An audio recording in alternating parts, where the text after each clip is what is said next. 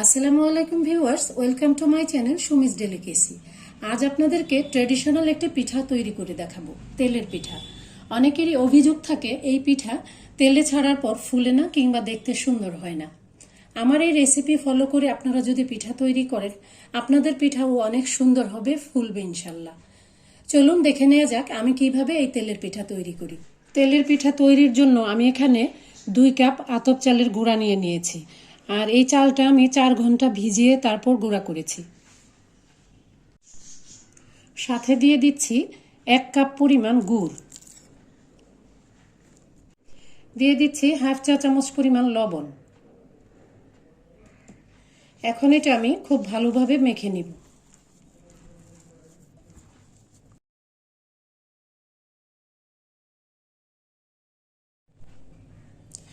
গুড় দিয়ে চালের গুঁড়িটা মাখানো হয়ে গিয়েছে। এখন দিয়ে দিচ্ছি 1 কাপ পরিমাণ ময়দা।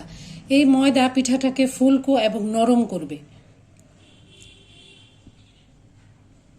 2 কাপ চালের গুঁড়ার সাথে আমি 1 কাপ ময়দা দিয়েছি, আর আমি 1 কাপ গুড় দিয়েছি।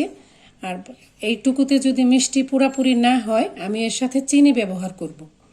পুরাপুরি গুড় দিয়ে মাখালে পরে পিঠাটা ভাজার পর বেশি রং হয়ে যায়। সাথে একটু চিনি দিয়ে করলে সেভাবে গাঢ় রং হবে না, পিঠাটা দেখতে সুন্দর হবে। আমি পিঠাটা হাত দিয়ে মাখাচ্ছি, ব্যাটারটা হাত দিয়ে মাখালে এটা ভালো হয়। আমি পানি মেপে নিয়েছি, 2 কাপ পানি আমি এখানে 1 কাপ পরিমাণ দিয়ে দিলাম। হাতে যেভাবে এটা ভালোভাবে মাখানো যায়, হুইস্ক বা চামচ দিয়ে সেভাবে ভালো করে এটা মাখানো সম্ভব হয় না। 1 কাপ পানি দিয়ে এটাকে খুব ভালোভাবে মাখাতে হবে। ভালোভাবে মাখানো না হলে পিঠা ভালো হবে না, পিঠা ফুলবে না এবং নরমও হবে না। আর গুড়টাও ভালো মতো গলে যেতে হবে। গুড়টা আমি কুড়িয়েই নিয়েছিলাম। এখন আমি এখানে 4 ভাগের 1 কাপ পরিমাণ চিনি দিয়ে দিচ্ছি।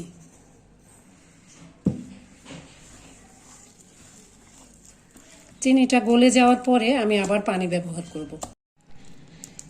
ময়দা, গুড়, চিনি, লবণ, 1 কাপ পানি আর চালের গুঁড়া সব একসাথে 5 মিনিটের মতো মেখে নিয়েছি। দেখুন ব্যাটারটা কীরকম আঠালো হয়েছে। এই ঘনত্বের ব্যাটার দিয়ে পিঠা তৈরি করা যাবে না। ঘনত্বটা ঠিক করার জন্য আমি এখন এতে আরও পানি যোগ করব। আস্তে আস্তে আমি পানি দিয়ে দিচ্ছি, অল্প অল্প করে পানি দিয়ে মাখাবো।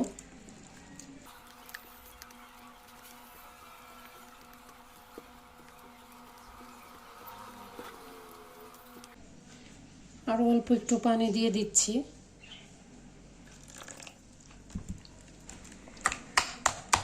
এটাকে ভালো মতো এরকম বাড়ি দিয়ে দিয়ে মাখাতে হবে, তাহলে এটার ভিতরে এয়ার ক্রিয়েট হবে, তখন পিঠাটা ভালো করে ফুলবে।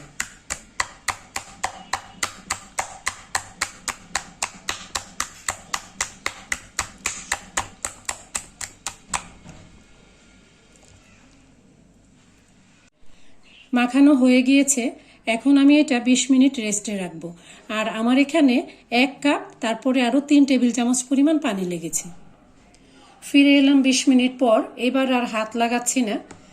যেই চামচটা দিয়ে পিঠা বানাবো, এই চামচটা দিয়ে নেড়ে আপনাদেরকে দেখাচ্ছি। এখন আমি পিঠা বানাতে চলে যাব। পিঠা বানানোর আগে ব্যাটারটাকে আমি একটু ভালো মতো বাড়ি দিয়ে নিচ্ছি চামচ দিয়ে, তাহলে পিঠাটা ভালো হবে। আর প্রতিবার তেলে পিঠা দেওয়ার আগে এরকম বাড়ি দিয়ে নিতে হবে। আমি একটি লোহার কড়াইতে পিঠা ভাজার জন্য তেল নিয়েছি, আর এখন তেলটা গরম করে নিচ্ছি। আপনাদের দেখিয়ে দিচ্ছি পিঠার ব্যাটারটা কেমন হবে। এভাবে আঙ্গুল যখন ডুবাবেন, আর আঙ্গুল থেকে এরকম ছিঁড়ে ছিঁড়ে পড়বে, একবারে তা পড়ে যাবে না। এরকম যখন হবে তখন বুঝবেন যে আপনাদের ব্যাটারটা পিঠা বানানোর জন্য তৈরি।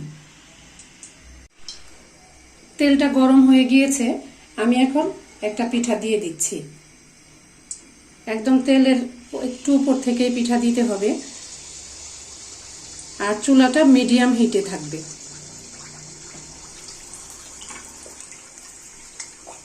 তেলের পিঠা বানাতে গেলে প্রথম 2-1টা পিঠা ভালো হয় না, পরের পিঠাগুলো ভালো হয়। আমি দেখছি আমার প্রথম পিঠাটা কেমন হচ্ছে।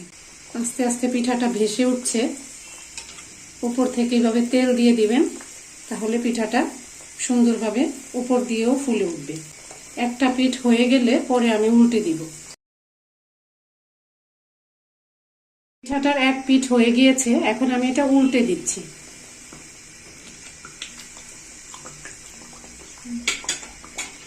দেখুন কত সুন্দরভাবে পিঠাটা ফুলে উঠেছে। পিঠাটা হয়ে গিয়েছে, 3 মিনিটের মতো লেগেছে পিঠাটা হতে। আমি এখন তেল ঝরিয়ে নামিয়ে নিচ্ছি। এইভাবে আমি সবগুলো পিঠা বানিয়ে নেব। দ্বিতীয় পিঠাটা দেওয়ার আগেও ব্যাটারটাকে এইভাবে বাড়ি দিয়ে নিতে হবে, আর এইভাবে বাড়ি দিয়ে নিলে পিঠাটা ভালো হবে। দ্বিতীয় পিঠাটাও আমি তেলে দিয়ে দিচ্ছি।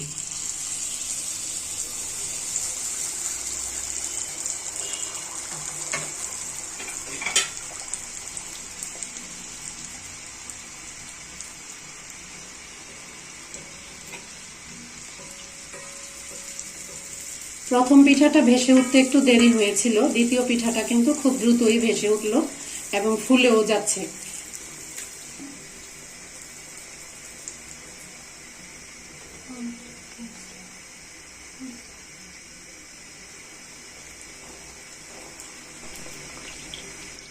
এই পিঠাটাও হয়ে গিয়েছে, আর এই দ্বিতীয় পিঠাটাও আরো অনেক সুন্দর হয়ে ফুলে উঠেছে।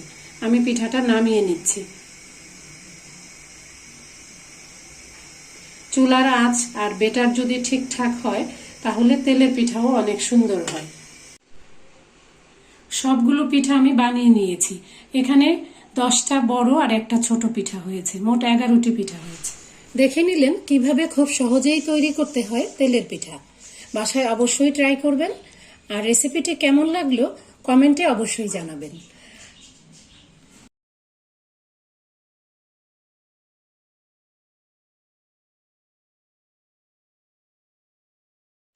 ভালো লাগলে প্লিজ লাইক, শেয়ার এবং সাবস্ক্রাইব করবেন। আজ এখানেই বিদায় নিচ্ছি। আল্লাহ হাফেজ।